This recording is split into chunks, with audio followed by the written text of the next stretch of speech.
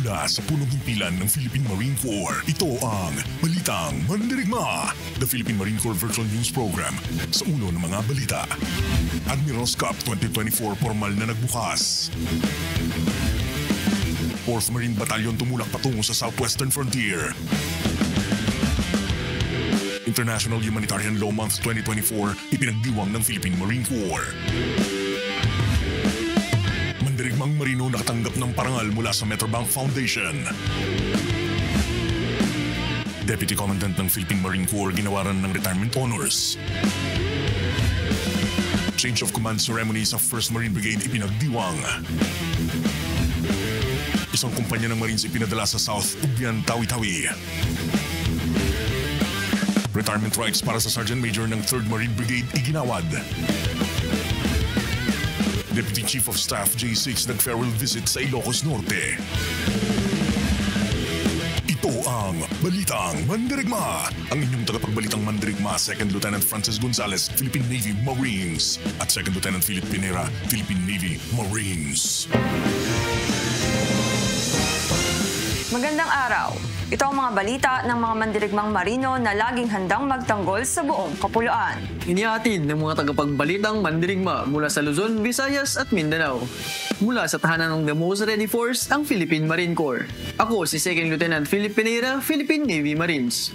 At ako si 2nd Lieutenant Francis Gonzales, Philippine Navy Marines. Ito ang Balitang Mandirigma.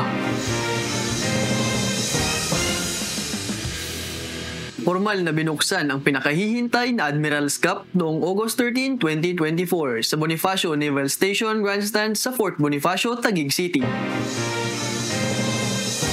Pinaunahin ito ng Flag Officer in Command ng Philippine Navy na si Vice Admiral Toribio Adasi Jr., Philippine Navy.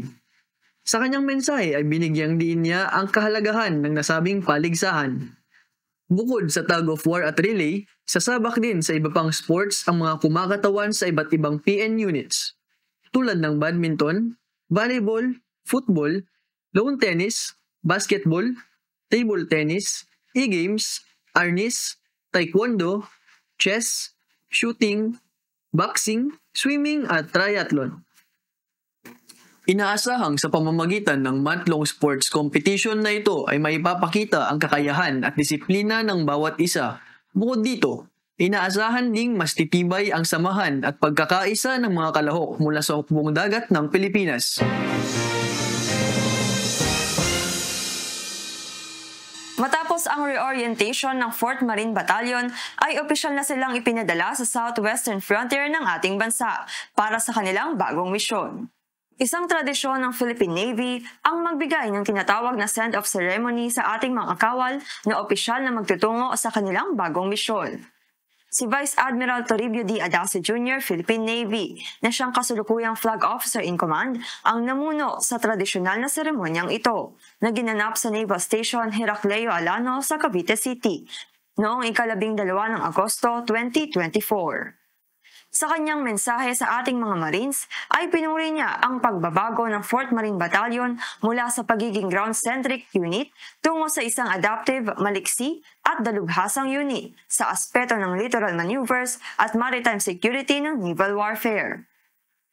Ayon naman sa Commandant ng Philippine Marine Corps na si Major General Arturo G. Rojas, Philippine Navy Marines, ang reorientation ng ating mga mandirigmang marino ay patungkol sa pagbabalik nito sa pagkakaroon ng naval character pati na rin ang pagising ng diwa ng pagkakaroon ng maritime soul na siyang kailangan upang makatugon sa pangangailangan sa archipelagic defense ng Pilipinas.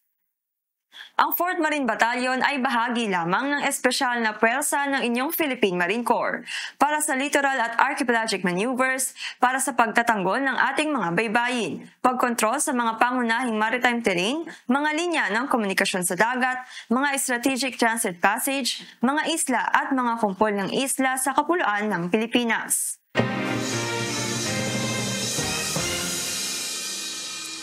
Nakiisa ang Philippine Marine Corps sa paggunita sa International Humanitarian Law na ipinagdiriwang ngayong buwan ng Agosto.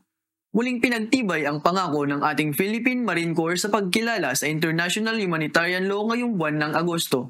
Sa isinagawang simultaneous flag raising ceremony at commitment oath-taking sa mga kampo ng ating Marine Battalion. Ipinagdiriwang ang International Humanitarian Law na may tema ngayong taon na 75 years of upholding international humanitarian law, awareness, care, peace, and progress of IHL in the New Philippines. Ang seremonya ay ginanap upang muling pagtibayin ang pledge ng unit sa mga prinsipyo ng IHL na namamahala sa pagsasagawa ng armadong tunggalian. Tiniyak din ang proteksyon ng mga sibilyan at mga makataong pagtrato sa lahat ng individual. Sa pagtatapos ng seremonya, nagkaroon ng panibagong kahulugan sa mga Marines ang layunin ng ganitong selebrasyon.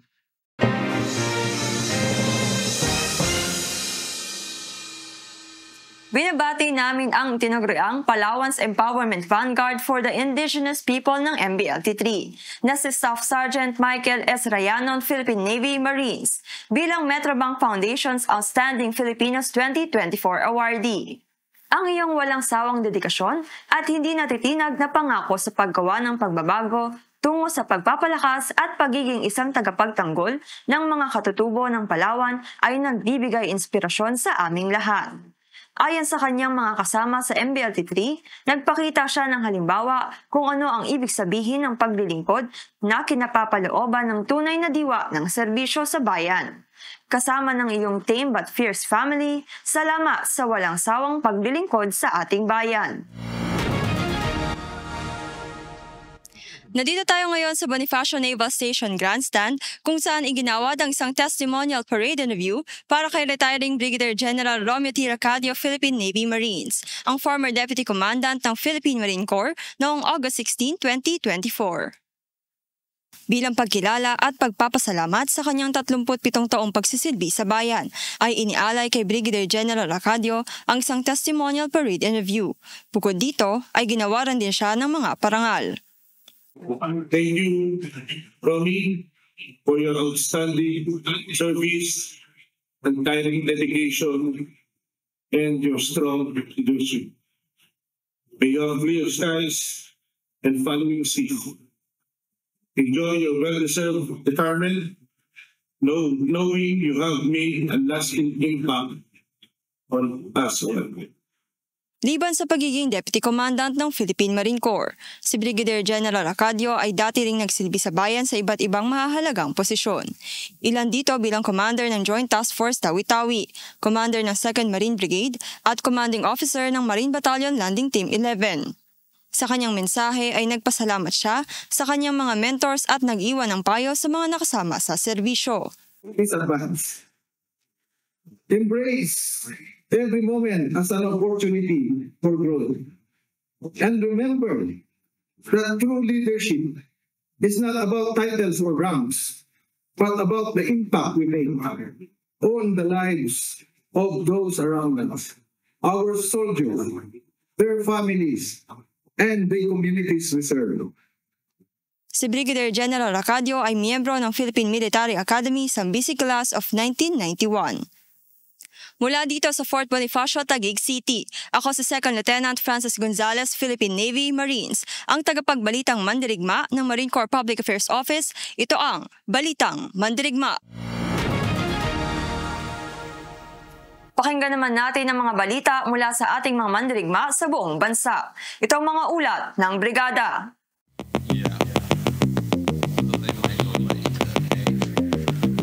First Marine Brigade may bagong commander. Para sa buong detalye ng balitang yan, narito si Corporal Chris Ivan Solmerano, Philippine Navy Marines. Idinaos ang makasaysayang change of command sa headquarters ng 1st Marine Brigade Camp Iranon sa Barrera, Maguindanao del Norte noong ika-14 ng Agosto 2024. Ang pagpapalit ng liderato sa naturang brigada ay diniluhan ni outgoing Commander Brigadier General Eric A. Macaambak, Philippine Navy Marines, at incoming Commander Brigadier General Romulo D. Quimado, the 2nd Philippine Navy Marines, at pinangunahan naman ng Commandant ng Philippine Marine Corps na si Major General Arturo G. Rojas, Philippine Navy Marines. Ipinagbunyi ang naging serbisyo ng General Macaambak bilang isang natatanging pinuno ng brigade, naging katuwang ng mga matagumpay na misyon at malakas na ugnayang pangkomunidad ng 1st Marine Brigade ang tapat na pamumuno ni General Macaambak. Dahil dito, ayon sa mga mandirigmang marine ng 1st Marine Brigade, ay nakuha ni General Macaambak ang respeto at pagkilala sa kanya. Samantala, humalili naman bilang bagong commander si Brigadier General Romulo D. Quemado II Philippine Navy Marines. Ayon sa kanya, ipagpapatuloy niya ang magandang pundasyon na ipinasa sa kanya at dadali niya ang brigade sa direksyon na inaatas ng Corps na may mataas na standards para sa tagumpay ng Philippine Marine Corps. Ayon naman sa Commandant ng Philippine Marine Corps na si Major General Arturo J. Rojas Philippine Navy Marines, napaka-importante na matili ang mabuting pamumuno sa brigade upang makamtan ang pinakamataas na kalidad ng serbisyo sa taong bayan at sa buong Corps. Sa pagpapatuloy ng 1st Marine Brigade kasama ang kanilang bagong commander, ay patuloy din naman ang kanilang pangako na maglilingkod sa bayan na may karangalan at buong katapatan. Para sa ulat ng 1st Marine Brigade, ako si Corporal Chris Ivanson Merano, Philippine Navy Marines, tagapagbalitang mandirigma ng Marine Corps Public Affairs Office. At ito ang Balitang Mandirigma.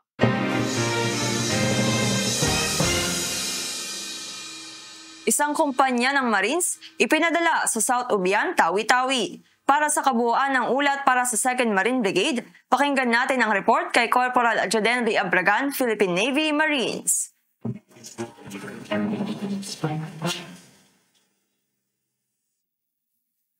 Matapos ang matagumpay na serbisyo ng 312nd Marine Company ng Marine Battalion Landing Team 12 sa munisipalidad ng Simunol at Bungaw, sila naman ngayon ay ipapadala sa South Ubian sa Tawi-Tawi.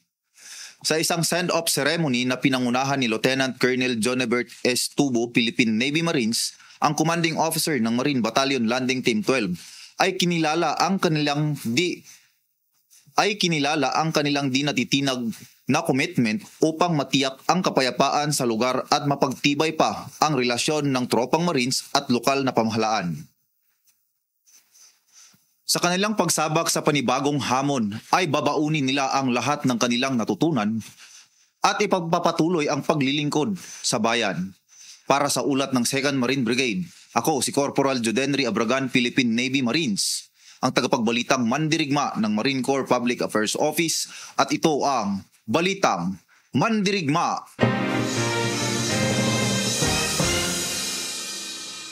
Pinarangalan ng retirement honors ang Sergeant Major ng 3rd Marine Brigade. Pakinggan natin ang kabuuan ng ulat ng 3rd Marine Brigade. Narito si Corporal Avel Robillos, Philippine Navy Marines.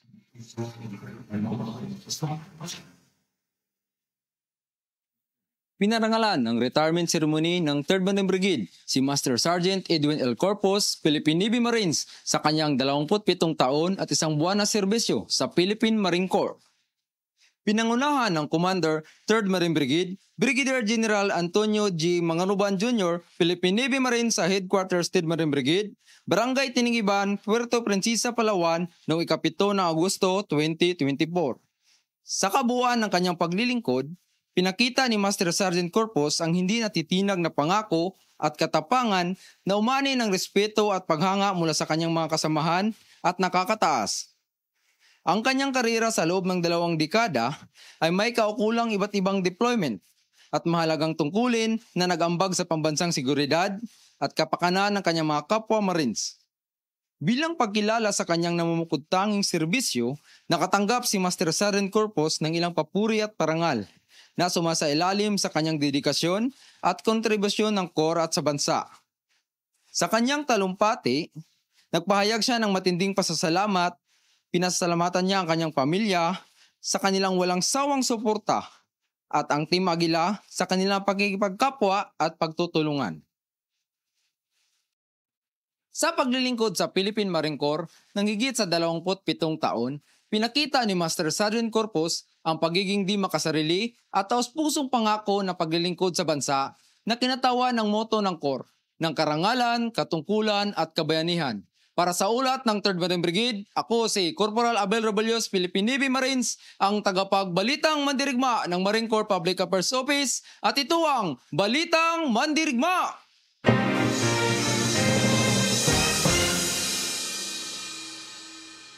Deputy Chief of Staff J6 Armed Forces of the Philippines nag-farewell visit sa Headquarters Marine Battalion Landing Team 10 sa Lalo, Cagayan. Para sa buong detalye ng balitang yan, ihahatid sa atin ni Sergeant Arnel Balnao, Philippine Navy Marines.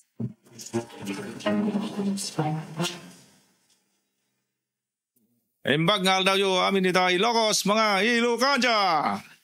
Alugod na tinanggap ng Team Kapayapaan of Fort Marine Brigade si Major General Eric E. Nicanor, Philippine Navy Marines sa kanilang headquarters sa Cagayan, probinsya ng Ilocos.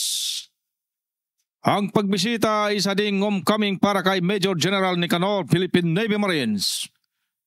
Dahil ang ngayong MBLT-10 ay dating tinawag na MBLT-11. Ito ang original na batalyon ni Major General Nicanor kung saan siya ay kauna-unahang nag-report bilang Second Lieutenant at naging bahagi ng nasabing batalyon hanggang siya ay maging company commander ng Weapons, Electronics, Information and Communication Systems Company ng Philippine Marine Corps.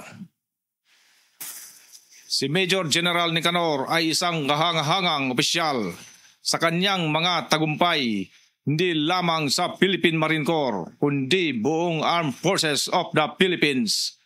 Para sa ulat ng Fort Marine Brigade, ako si Sergeant Arnel Balnao, Philippine Navy Marines, ang tagbalitang mandirigma ng Marine Corps Public Affairs Office. Ito ang Balitang Mandirigma!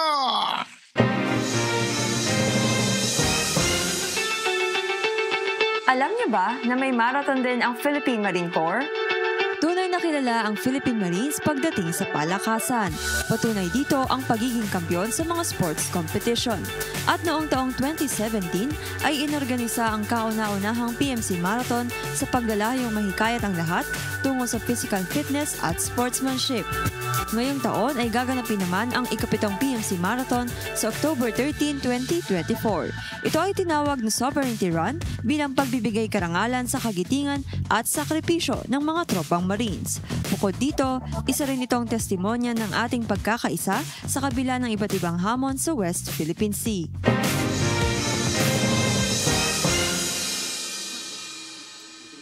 Para sa mga nagnanais na mapabilang sa The Few the Proud Philippine Marine Corps, maaari kayong makipag-ugnayan sa Philippine Marine Corps Recruitment Office para sa detalye ng schedule at kung paano mag-apply sa Naval Officers Candidate Course o Marine Basic Course. Maaari kayong magtungo sa opisina ng ating recruitment na matatagpuan sa Marine Barracks, Trudyardo Brown, Fort Bonifacio, Taguig City. O kaya ay tumawag sa mga numerong naka-flash sa inyong mga screen. Huwag kalimutang i-like ang ating official Facebook page para sa mga karagdagang kaganapan sa inyong Philippine Marine Corps.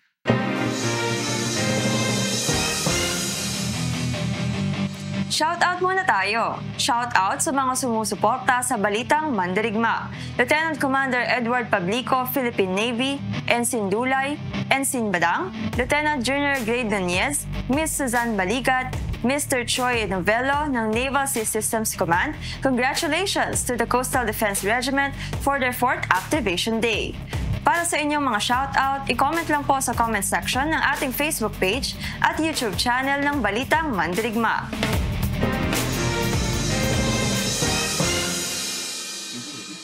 Para sa lahat ng mga active Marines, patuloy pa ring tumatanggap ng mga entries para sa book review contest ng Philippine Marine Corps. Ang kailangan lamang gawin ay basahin ang CPMC's Professional Reading List at magbahagi ng inyong kaalaman sa pamamagitan ng pagsulat.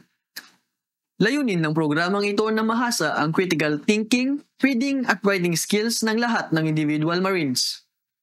Ito ay magtatapos sa huling araw ng Agosto.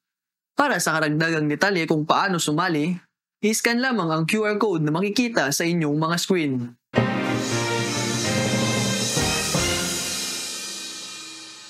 At yan ang mga balita ng inyong mga mandirigmang marino ngayong linggo. Muli ako si Second Lieutenant Francis Gonzalez, Philippine Navy Marines. At ako si Second Lieutenant Philip Pinera, Philippine Navy Marines. Sa ngalan ng karangalan, katungkulan at kabayanihan, ito ang Balitang Mandirigma.